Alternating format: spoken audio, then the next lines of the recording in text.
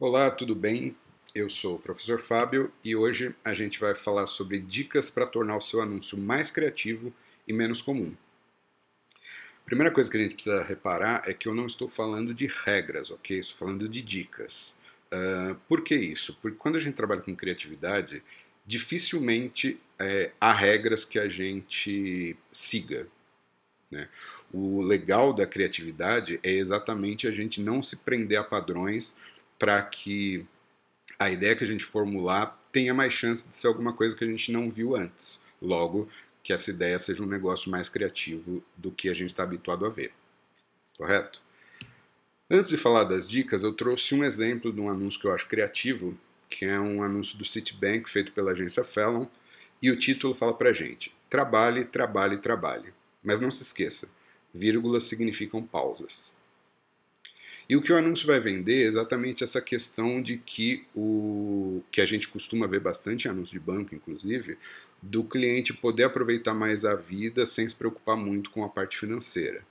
O apelo, ele é bastante comum, mas o jeito que a gente vende a coisa e o apelo que a gente trabalha no título faz com que chame a atenção do leitor, né? De uma maneira que ele nunca viu isso em anúncio de banco. E o próprio visual do anúncio já é um negócio diferente que você olha para essa foto e não imagina que isso seja uma instituição vendendo serviços financeiros.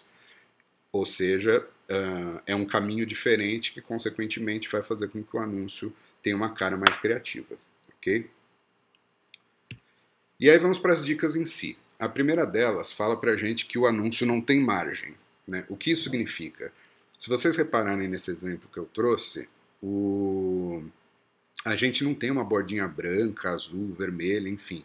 O anúncio ele acaba juntamente com o limite da folha. Né? Na aula de composição visual, vocês devem ter tido o conceito de campo gráfico, que é o espaço que a gente utiliza dentro de uma folha para fazer a determinada proposta. No caso de um anúncio de revista, esse campo gráfico é a própria página. Então a gente pode ocupar 100% da folha para fazer o nosso anúncio. Né? E então a primeira dica aí diz que o anúncio não tem margem, não façam margem quando vocês forem entregar um anúncio para o professor, ok? Dica 2. Fala pra gente que anúncio não é uma história em quadrinhos. Logo não tem balãozinho, não tem cena 1, cena 2, cena 3. Aquilo que a gente vai mostrar, seja em uma página, seja em duas, é alguma coisa que começa e acaba naquele momento, né? E por isso que eu falei a questão das cenas. E do balãozinho a mesma coisa, pessoal. Imagina que a gente, olhando esse anúncio aí, nós temos o maior banco de dados do Brasil. A gente tem duas opções de quem está falando essa frase. Ou é esse garoto propaganda, esse rapaz está participando do anúncio, ou a empresa que está assinando essa peça. Né? Logo, o que acontece? Se a gente tirar esse balãozinho, as pessoas vão entender do mesmo jeito. Nós temos o maior banco de dados do Brasil. Então, ou quem está falando isso é o rapaz sorridente aí da foto, ou a empresa que está assinando a peça. Né? Então, não utilizem balãozinhos e diálogo também não, né, pessoal? Se você tem uma foto com duas pessoas e uma está falando algo para outra,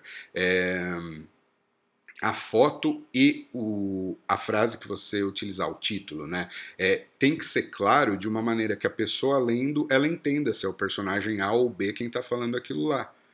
E é assim que funciona o negócio. Né? Se vocês lembrarem de anúncios que vocês já viram, vocês vão ver que balãozinho e diálogos não é uma coisa muito usual. A gente vai trabalhar com diálogo ou com cenas quando a gente for trabalhar com filme publicitário. Aí sim a gente tem uma sequência de eventos acontecendo. Caso contrário, quando for anúncio impresso como os que a gente está vendo, você precisa matar a coisa num momento só. Ok? A dica 3 fala pra gente, pede pra gente evitar o uso de letra cursiva. Todo mundo lembra o que é letra cursiva? É essa que eu, inclusive, escrevi o cursiva com ela, é a famosa letra de mão, né? Não é uma letra de máquina.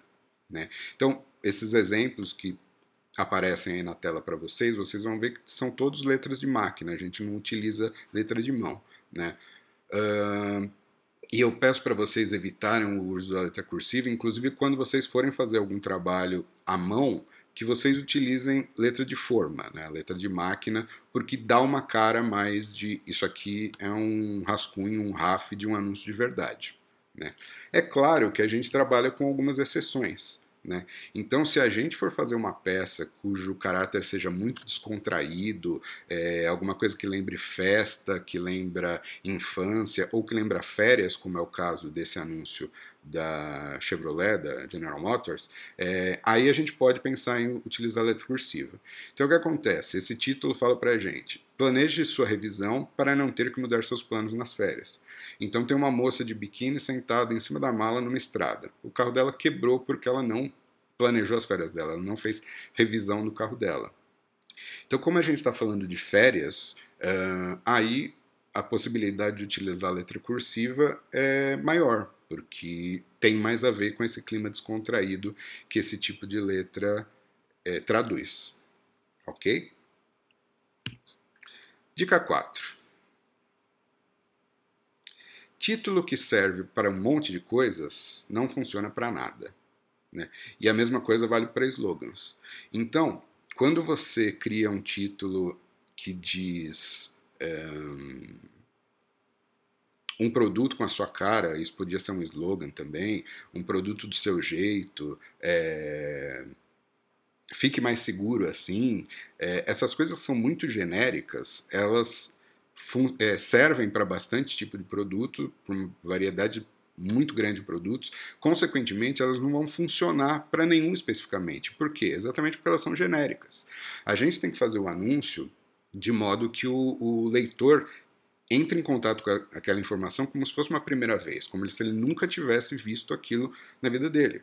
Então, se a gente recorre a frases que são muito comuns, inclusive da gente já ter visto em outros anúncios, o impacto que a gente vai ter vai ser muito menor. Consequentemente, a criatividade do seu anúncio também não vai estar lá essas coisas. A dica 5 fala pra gente que nome de produto não é título. Né? Inclusive, é para isso que existe a assinatura. Então, já recordei para vocês ali naquele primeiro anúncio do Citibank que a gente trabalha normalmente com 4 elementos dentro de um anúncio impresso: o título, a imagem, o texto e a assinatura. Então, se a assinatura é o local onde a gente só fala do cliente, aparece o logotipo dele, o slogan dele, aquela coisa toda, por que, que a gente precisa colocar o nome do cliente no título? Né? Uma empresa não vai pagar uma agência para fazer um anúncio dizendo aquilo que o próprio cliente já sabe que é o nome do produto dele. Então, vamos utilizar o título como algo que faça com que o leitor entre em contato com alguma coisa que de fato ele nunca viu. E o nome do produto, muito provavelmente, ele já saiba.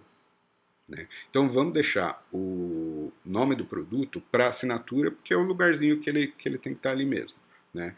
Vamos utilizar o título para mostrar alguma coisa diferente para o consumidor.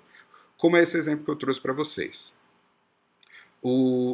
A imagem que a gente tem é de uma mão que está ou pondo ou tirando um andar de um prédio, né, de uma maquete, enfim.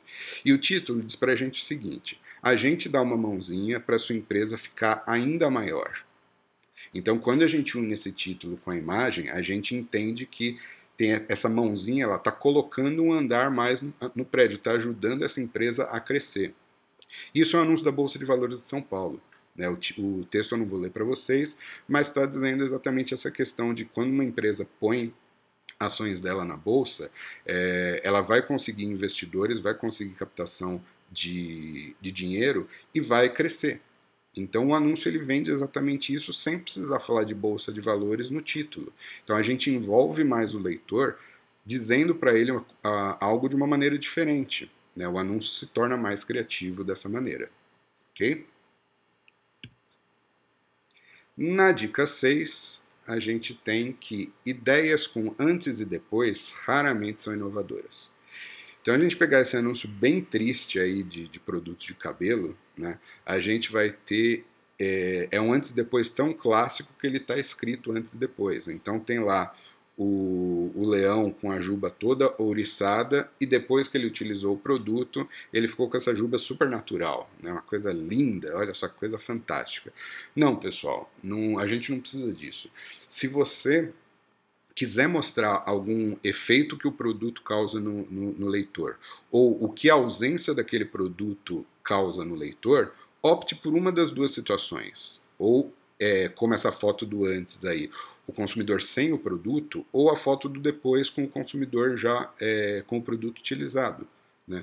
Porque as pessoas vão entender que a vida sem o produto é de um jeito e a vida com o produto é de outro. Então a gente não precisa ficar explicando a piadinha. Né?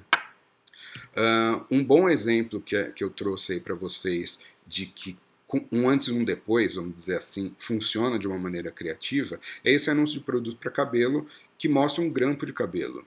Então, do lado ondulado do grampo, eles puseram o produto para cabelos ondulados e do lado liso do grampo, o produto para cabelos lisos.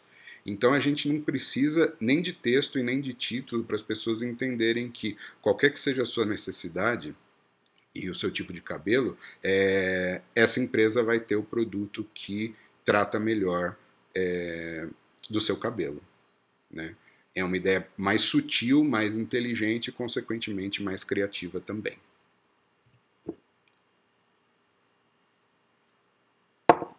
A dica 7 fala que se você for falar algo, talvez não precise mostrá-lo. E vice-versa, ou seja, se você for mostrar alguma coisa, talvez você não precise falar dela. O exemplo que eu trouxe é um anúncio de locadora de veículos. E o que eu queria que vocês pensassem é quem que é o público-alvo de um anúncio desse? Quem é uma pessoa que aluga carro?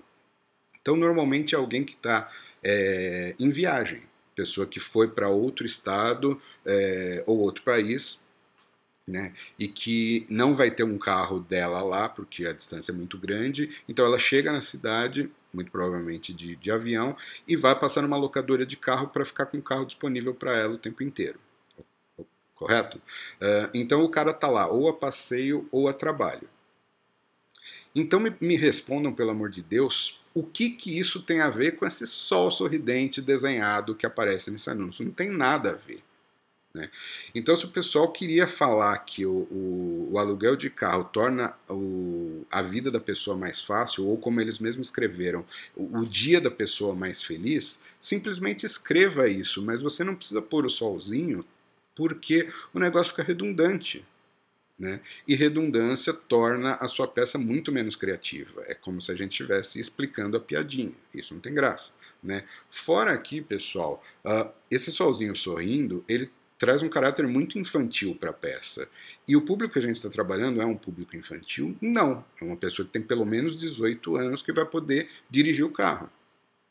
Então tomem cuidado com isso, porque quando a gente diz alguma coisa e mostra isso, o anúncio ele fica mais pobre.